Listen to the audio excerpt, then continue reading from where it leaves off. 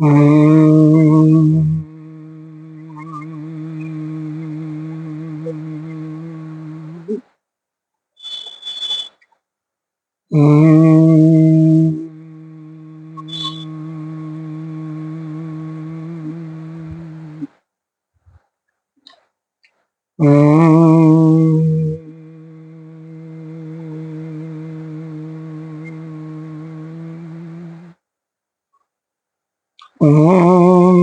सहनावतु सहनो भुनक्तु सह वीर्यं करवावहै तेजस्विनावधीतमस्तु मा विद्विषावहै। ओम शांति शांति शांति। शंकरं शंकराचार्यं केशवं बादरायणं सूत्रभाष्य कृतौ वन्दे भगवन्तौ पुनः पुनः। ईश्वरो गुरुरात्मेति मूर्तिभेद विभागिनि व्योमवद्व्याप्तदेहाय दक्षिणामूर्तये नमः। अखण्डमण्डलाकारं व्याप्तं येन चराचरं तत्पदं दर्शितं येन तस्मै श्रीगुरवे नमः। अज्ञानतिमिरान्धस्य ज्ञानाञ्जनशलाकया चक्षुरुन्मीलितं येन तस्मै श्रीगुरवे नमः। गुरुर्ब्रह्मा गुरुर्विष्णु गुरुर्देवो महेश्वरः गुरुः साक्षात् परं ब्रह्म तस्मै श्रीगुरवे नमः। त्वमेव माता च पिता त्वमेव त्वमेव बन्धो च सखा त्वमेव त्वमेव विद्याधरं त्वमेव त्वमेव सर्वं मम देवदेव। गजाननं भूतगणाधिसेवितं कपितजम्बोफलचारुभक्षणम् उमाशतं शोकविनाशकारकं नमामि विघ्नेश्वरपादपङ्कजम्। नित्यप्रातः स्मरणीय वन्दनीय पूजनीय अर्चनीय एक अनंत श्री विभूषित 1008 श्री पंचायती महानिर्वाणी अखाड़ा के वरिष्ठ श्रोत वरिष्ठ महामंडलेश्वर एवं उत्तर प्रदेश समाज के अध्यक्ष श्री सदगुरुदेव भगवान के चरणों में कोटि नमन। सभी भक्तों के अंतर्गत हृदय में विराजमान आत्मस्वरूप परमात्मा को नमन करते। आज का विषय है कि मुक्ति किसे प्राप्त होती है। वास्तव में तो आप मुक्त ही हैं, बंधे नहीं हुए हैं, कोई बंधन नहीं है। बंधन होता तो बंधन को खोला जाना होता है, लेकिन भ्रमवश शंका अवश्य अविद्या के वशीभूत होकर के हमने यह मान लिया है कि मैं बंधा हुआ हूं, मैं मुक्त होना चाहता हूं। और बंधे हो, अविद्या से ग्रस्त हो, तो मुक्ति की जब तीव्र इच्छा होगी और साधन चतुष्टय से आप संपन्न होंगे, जो साधक साधन चतुष्टय संपन्न होता है यानी विवेक वैराग्य समाधिकर संपत्तियां और मुमुक्षुत्व से युक्त होता है, और फिर अंतःकरण के बल को यज्ञदान इत्यादि तप द्वारा करके छेड़ करके जब सद्गुरुदेव भगवान के चरण में आश्रित होता है, तो वहां से ज्ञान प्राप्त करके फिर वह मुक्त होता है। इसी के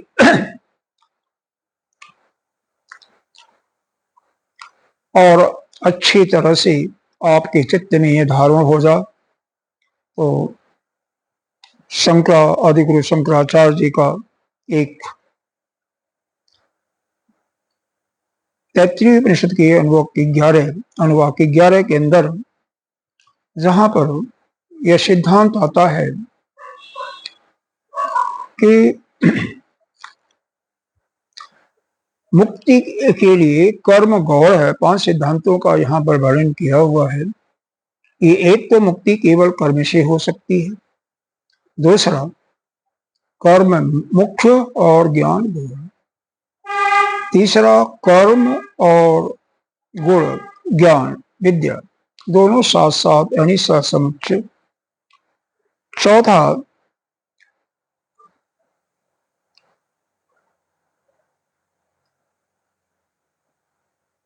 विद्या यानी ज्ञान मुख्य और ज्ञान गौण, अरे कर्म गौण। पांचवा केवल विद्या से। तो तीसरा जो इसमें मुक्ति का जो बताया गया कि ज्ञान और कर्म के सहसमुच्चय से मुक्ति हो सकती है, तो इस मत का खंडन करते हुए आदि गुरु शंकराचार्य जी ने भाष्य में क्या लिखा है, अनात्म दर्शिनो ही अनात्म विषय काम। जो आत्मा को ही अनात्मा को ही आत्मा मान लेते हैं और उसमें अपना आत्मा का दर्शन करते हैं, यानी अनात्मा में आत्मा का दर्शन करते हैं, उनके अंदर कामना पैदा होती है और कामना याश्च करोति कर्म, और कामना से कर्म करते हैं। ततस्त फल उपभोगाय शरीरात उपादान लक्षण संसार, और उसी कर्म के फल का भोग करने के लिए वह संसार में शरीर को धारण करते हैं, अर्थात मृत्यु पर्यंत पुनः इसी संसार में उनका आवागमन चलता रहता है, 84 लाख योनि में उनका भ्रमण करता रहता है। यहाँ पर इसका मुख्य हेतु क्या दिया गया कि अनात्मा में आत्मा का दर्शन करना।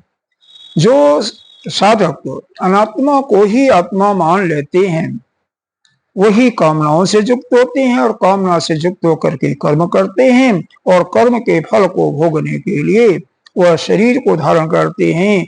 और कब धारण करेंगे? मृत्यु पर दूसरा शरीर धारण करेंगे, और यह संसार में उनका आना जाना चलता रहता है। इसी चीज को योग दर्शन में क्या बताया है, क्लेश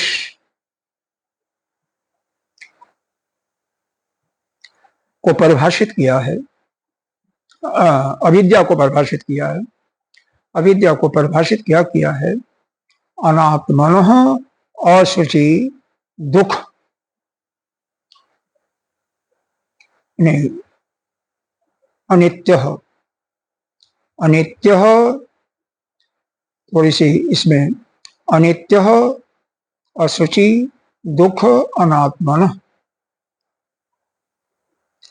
नित्य शुचि सुख आत्मन आख्याय अविद्या। अर्थात अनित्य में नित्य देखना, अशुचि अपवित्रता को पवित्र देखना, पवित्रता देखना, दुख में सुख देखना, और अनात्मा में आत्मा देखना ही अविद्या है। अविद्या की परिभाषा यही दी गई है कि अनात्मा में आत्मा को देखना। तो जो व्यक्ति अनात्मा को आत्मा देखता है, अनात्मा क्या है, इस शरीर में शरीर जड़ है, मन बुद्धि चित्त अहंकार जड़ है, और जिसके शक्ति से यह शरीर मन बुद्धि काम करता है वह चेतन है। तो चेतन और जड़ दोनों आपस में मिले हुए हैं। जब आप चेतन हो, शरीर नहीं हो, मन बुद्धि चित्त अहंकार नहीं हो, जब आप इसी शरीर को अपना आप स्वयं मान लेते हो, शरीर को ही अपना आत्मा मान लेते हो, उसी समय आप क्या हो जाते हो, अनात्मा में आत्मा का दर्शन करने लगते हो। अगर शरीर से अपने को अलग करने में असमर्थ रहे तो इस संसार के 84 लाख दुनिया में आपको इसी प्रकार से भ्रमण करना पड़ेगा। क्यों कि अनात्मा में आत्मा का दर्शन करोगे तो संसार में आपको कामनाएं होंगी, संसार के सुंदर सुंदर वस्तुओं को देख करके उससे आपकी भोग की लिप्सा प्राप्त होगी, और भोग की इच्छा को प्राप्त होते हुए आपको कर्म करोगे, और कर्म करने के लिए फिर उसके फल को चाहे शुभ करो अशुभ करो, उन फल को भोगने के लिए मृत्यु पर्यंत दूसरा शरीर धारण करना पड़ेगा। और शरीर धारण करने के बाद इस संसार में आपका आना जाना चलता रहेगा, फिर वही कर्म वही फल भोगने के लिए शरीर का धारण करना, यह 84 लाख योनियों में आना जाना चलता रहेगा। आगे क्या बताया गया? तदवति व्यतिकेरा आत्म एकत्व दर्शिनो विषय अभावात कामान उत्पत्ति। अगर इसके विपरीत देखा जाए तो क्या है, जो साधक सभी जीवों के अंदर एक ही आत्मा को देखता है, आत्मा ही एक तत्व दर्शना, एक ही तत्व को दर्शना देता है, एक ही तत्व को देखता है। इसी के लिए, इसके पुष्टि के लिए आप भगवत गीता का भगवान का वाक्य 6ठे अध्याय में उसको ले सकते हैं। सर्वभूतस्थात्मानं सर्वभूतानि च आत्मनि इक्षते जोग युक्तात्मा सर्वत्र सदर्शनम। जिसके अंतःकरण में यह बुद्धि आ जाती है कि वह हम ही जो है सभी के अंतर्गत आत्मा के रूप में स्थित हैं और सभी हमारे अंदर आत्मा के रूप में है, ऐसी जब बुद्धि आती है, एकत्व का दर्शन हो जाता है, अद्वैत की सिद्धि हो जाती है, तो विषय अभाव, विषयों का अभाव हो जाता है। क्योंकि सभी तो आप ही हो, तो विषय कहाँ रहे आपका? जब विषयों का अभाव हो गया, कामान अनुपत्ति, तो कामनाएं की अनुपत्ति जाती, यानी कामनाएं आपकी समाप्त हो जाती हैं। च अन्यत्व कामान अनुत्पत्तौ स आत्मन अवस्थानम। और जब कामना आपकी ही उत्पन्न नहीं होती है तो अपने आत्मा में ही स्थित हो जाती हो, और वही मोक्ष तत्व विद्या, तो यही आपका मोक्ष है, यानी अपने स्वरूप में स्थित होना ही मोक्ष है। अपने, अब इसको पुनः समझ लें कि अपने स्वरूप में स्थित कब होती है? जब आपके अंदर कामनाओं का भाव हो जाता है। और कामनाओं का भाव कब होता है? जब आप इस सृष्टि के संपूर्ण जीवों में, संपूर्ण प्राणियों में आप अपनी ही आत्मा को देखते हो और सभी आत्मा को अपने अंदर देखते हो। ईशावास्य उपनिषद का मंत्र है, जस्मिन् सर्वाणि भूतानि, जस्मिन् सर्वाणि भूतानि आत्मैव भूत विजानत तत्र कः मोहः कः शोकः एकत्वम् अनुपश्यते। तो जो हरि के अंदर अपनी ही आत्मा को देखता है, उसके लिए कहाँ मोह है, कहाँ शोक है, किस चीज का? वो तो अपने स्वरूप में स्थित हो जाता है।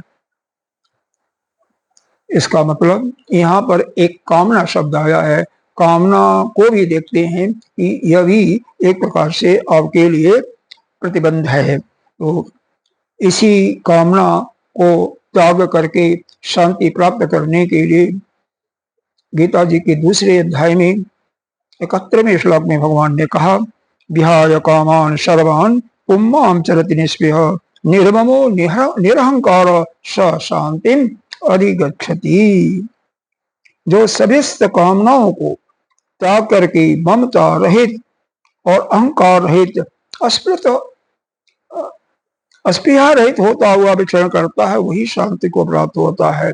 अर्थात ऐसा जो करता, उसके लिए फिर आगे बताया अगले श्लोक में, ये सब ब्राह्मी स्थिति पार्थ नैनम प्राप्यमति, यही ब्राह्मी स्थिति है, इसको पा करके कोई मोहित नहीं होता है।